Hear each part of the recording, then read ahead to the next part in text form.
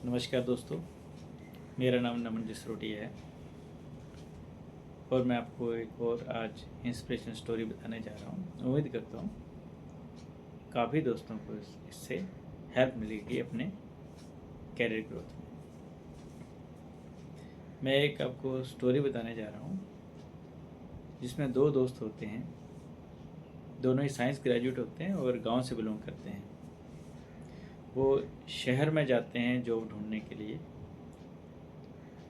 और शहर में जो है वो एक कॉल सेंटर में जॉब करते हैं। उनको सरवाइव करने के लिए कोई जॉब चाहिए थी और कॉल सेंटर में क्या होता है कि आप इंटरव्यू दोगे, अगर कम्युनिकेशन स्किल अच्छी है तो जॉब मिल जाती है। आपको 1 महीने की ट्रेनिंग देते हैं।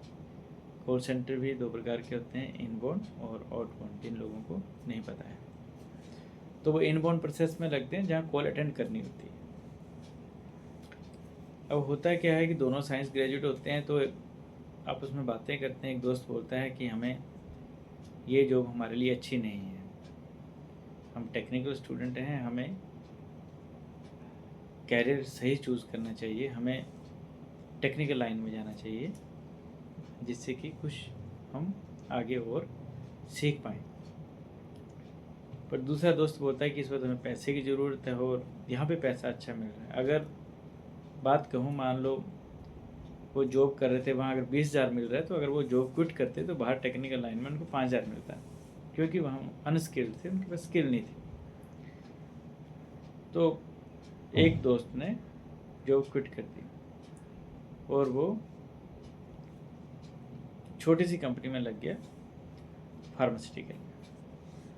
मैं ज़्यादा लंबा नहीं खींचूंगा स्टोरी को, थोड़े शॉर्टकट में बताऊंगा। तो वहाँ पे क्या होता है कि फार्मास्यूटिकल में उसको क्वालिटी में जॉब मिल गई, जहाँ पे लेबोरेटरी होती है और लेबोरेटरी में मशीन्स होती हैं अलग अलग, HPLC, GC, LCMS, OE, जो भी अलग अलग नाम होते हैं। तो उन मशीनों का उसको जो है उस पर काम करना था। और छोटी कंपनी में क्या होता है कि अगर आपको मशीन नहीं भी आती है तो ट्रायल बेसिस पे वो ले लेते हैं कि ठीक है, आएगा तो ठीक है, सीख पाएगा, करेगा तो ठीक पैसे देंगे, नहीं कर पाएगा तो साइड में कर देंगे। मतलब जॉब हमेशा रिस्क पे रहती है, पर उसने रिस्क उठाया। उस लड़के को पता था कि मैं कॉल सेंटर पे काम कर रहा हूँ तो मैं जब तक कॉल अटेंड करता रहूँगा, पैसा भी मिल रहा है मुझे और ठीक है। और वहाँ पे उसको पता था कि मुझे रिस्क है, कि मैं सीख नहीं पाया तो ज़्यादा दिन लाला रखेगा नहीं।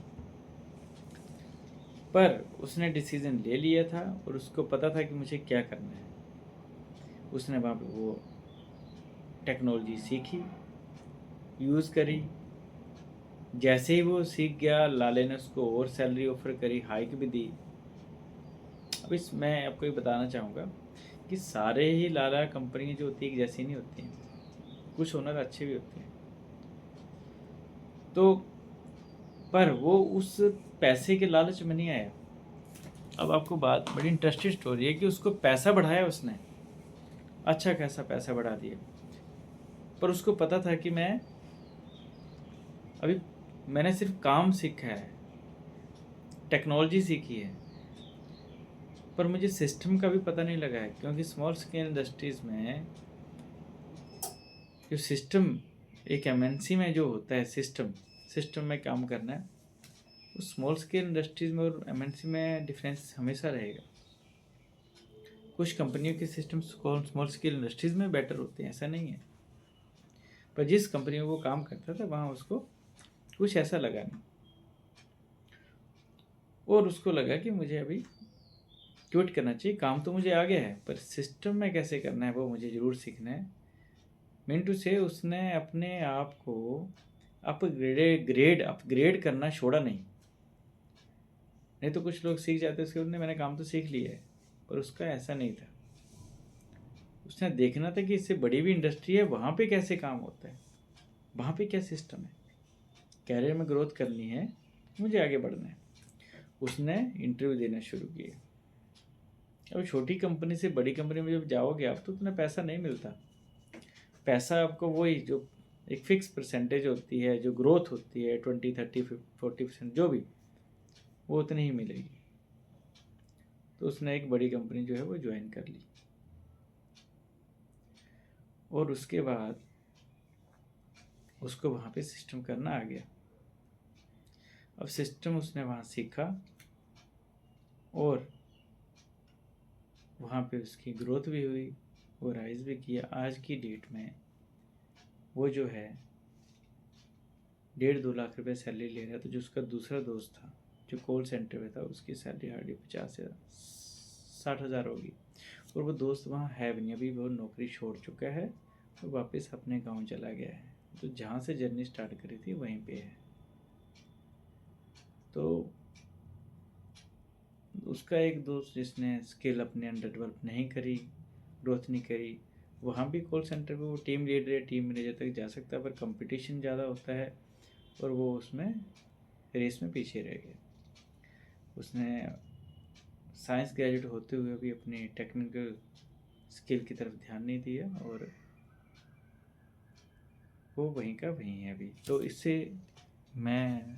मुझे लगता है काफ़ी लोगों को सीख मिलेगी कि आपने जब भी कैरियर चूज़ करना, कम से कम एक यूनिक जो है स्किल आपके अंदर ज़रूर होनी चाहिए। नहीं तो उसको डेवलप करो, इम्प्रूव करो, तभी आप ग्रोथ कर सकते हैं। धन्यवाद।